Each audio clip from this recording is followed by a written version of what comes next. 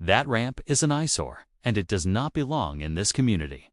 It is coming down whether your son pays the fines or not. And I am here to make sure you understand that. My son's attorney has already notified this board in writing that this ramp is a federally protected accommodation under the Americans with Disabilities Act. You have no legal standing to.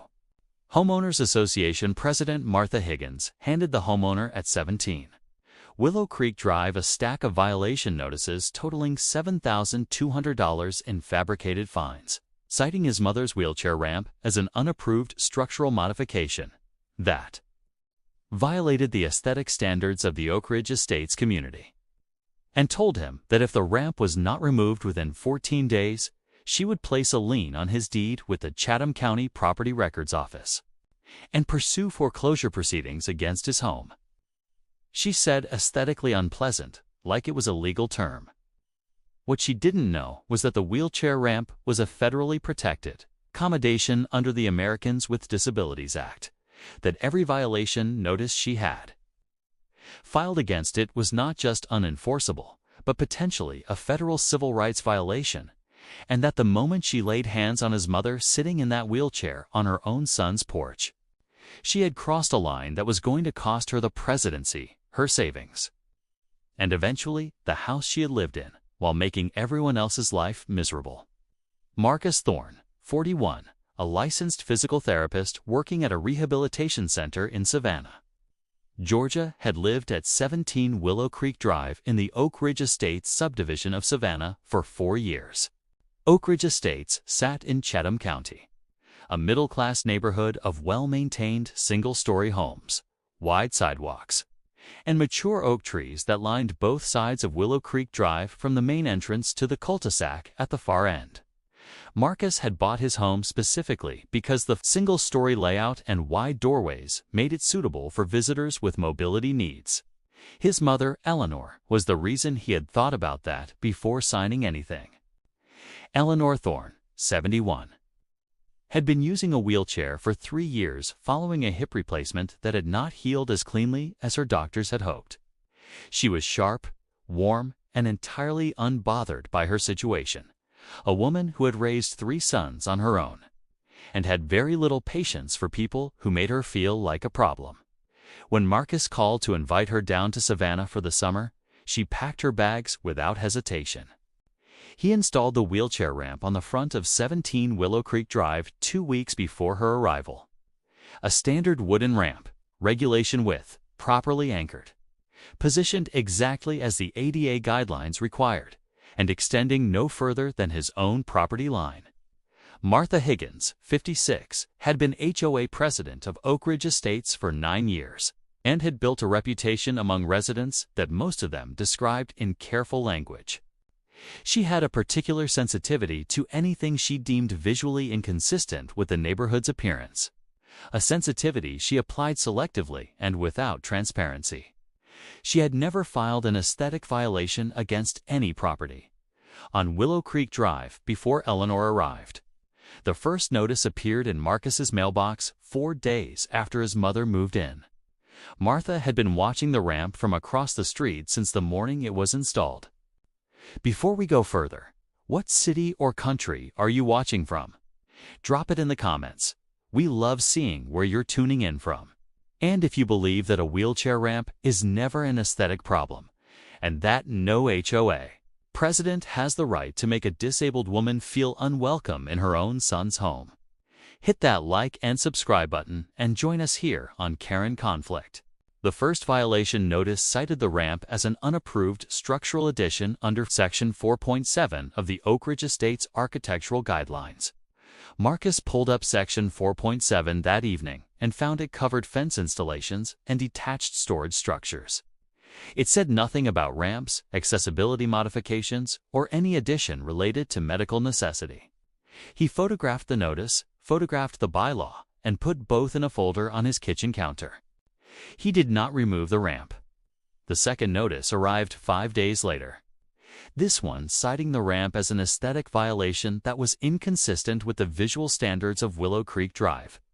No specific bylaw section was cited this time, Just the phrase aesthetic violation written on official HOA letterhead with a $400 fine attached. Marcus added it to the folder and called a disability rights attorney in Savannah named Evelyn Reed, who had handled ADA accommodation cases in Chatham County for over a decade. Evelyn told him the ramp was a federally protected, reasonable accommodation under the Americans with Disabilities Act, and that no HOA aesthetic preference had the legal authority to override it. She sent a formal letter to the Oak Ridge Estates Board the following week, stating exactly that and citing the relevant federal statute. Martha received the letter and filed a third violation notice anyway. The fines kept coming through the following weeks, one after another, each one with a slightly different justification and a slightly higher dollar amount. By the end of the month, the total accumulated against Marcus's deed had reached $7,200, and Martha had begun referencing lien filings in her correspondence. Marcus paid nothing and removed nothing. He forwarded every notice to Evelyn and kept adding to the folder. Through all of this, Eleanor sat on the porch most mornings, drinking her coffee and reading, completely unbothered, completely at home, exactly where she had every right to be. She had noticed Martha's stares from across the street from the first week, but had chosen to say nothing about them to Marcus because she did not want to cause him worry. She was 71 years old, and she had dealt with harder things than a neighbor with a clipboard and a grudge. Then, one Tuesday morning, Martha walked across Willow Creek Drive and approached the porch while Marcus was at work. She stopped at the bottom of the ramp and told Eleanor directly that the ramp was a violation of community standards and that it needed to be removed regardless of her situation. Eleanor set her coffee cup down, looked at Martha, told her clearly and without raising her voice that the ramp was federally protected, that her son's attorney had already confirmed as much in writing, and that she was welcome to take the matter up with the board if she disagreed, but that she would not be speaking to Eleanor about it again. Martha did not like that answer. It was a Thursday morning, and Eleanor was on the porch the same way she always was. Coffee in hand, book open on her lap, wheelchair positioned to catch the morning shade from the oak tree at the edge of the driveway. Marcus had left for work an hour earlier. The street was quiet and ordinary. Nothing about the morning suggested what was about to happen on it. Martha crossed Willow Creek Drive at 9:22 a.m. and came up the path without slowing down.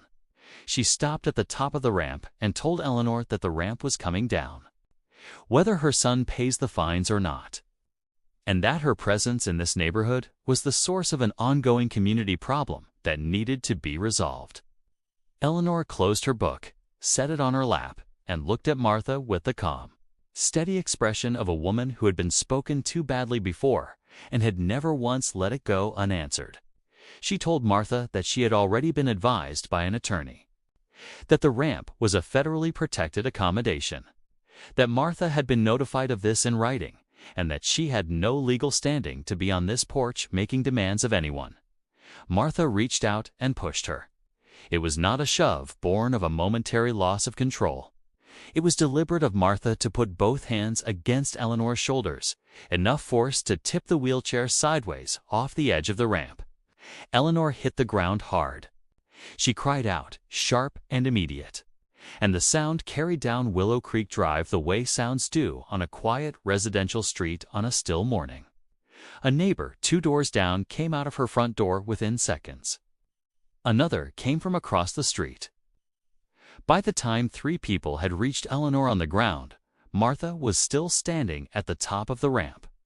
Nobody called an ambulance before they called Marcus. He arrived 20 minutes after the call while the paramedics were still with his mother. Eleanor had sustained bruising to her hip and a laceration on her forearm from the fall. She was conscious and alert and deeply angry. Marcus looked at his mother on the ground, looked at the ramp, and called Evelyn Reed before the ambulance had finished loading. Martha was still on the street when the police arrived.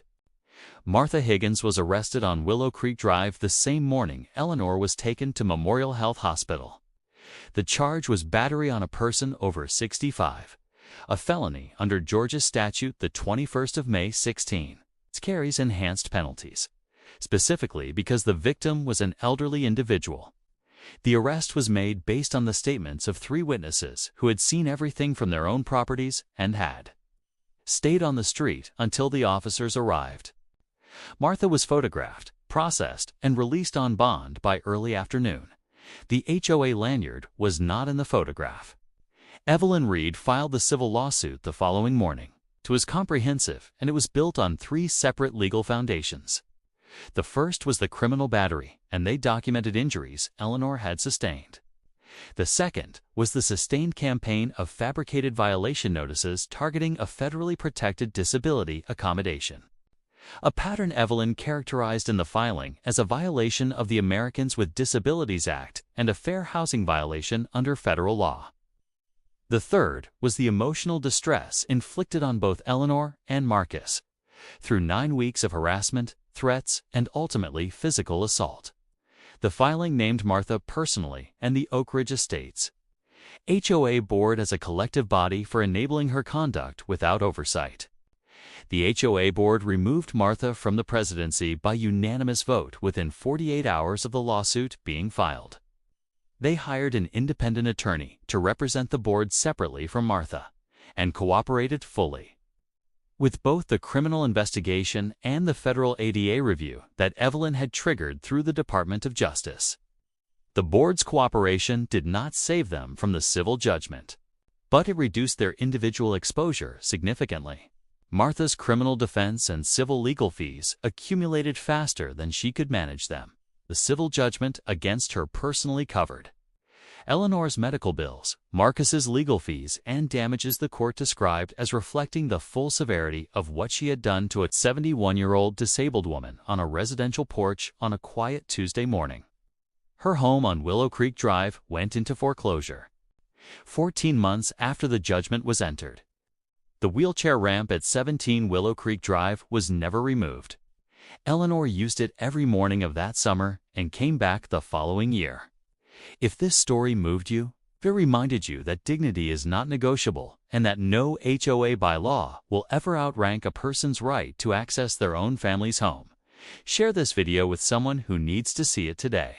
And if you know someone who has been targeted, harassed, or made to feel unwelcome in a place they have every right to be, tell their story in the comments. We are listening. See you on the next one right here on Karen Conflict.